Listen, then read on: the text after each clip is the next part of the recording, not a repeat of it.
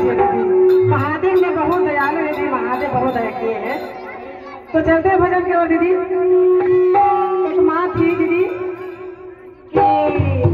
चर्चा कराने के लिए बेचारी बहुत मन उनको कह रहे थे कि हम चर्चा कराएंगे, तो क्या करें दीदी, अब बूढ़ी सही हो गए हैं,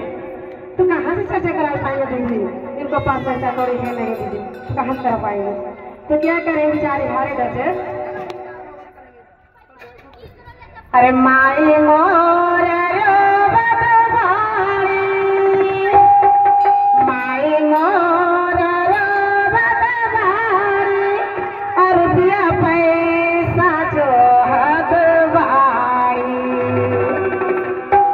माई मोर रोवत बाड़ी, अरबिया पैसा जोहत बाड़ी, किया हमारे रामा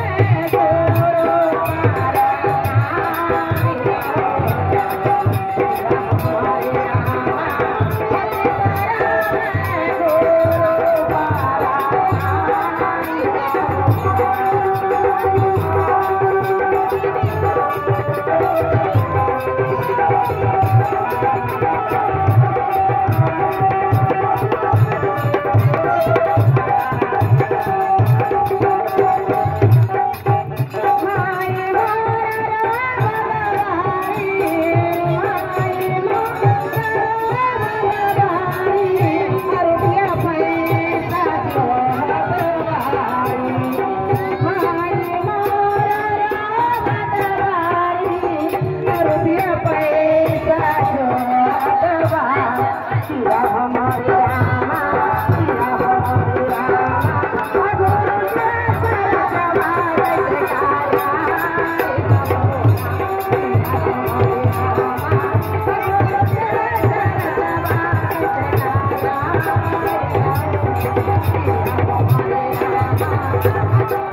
के सरगवा जयकारा प्रेम से शंकर भगवान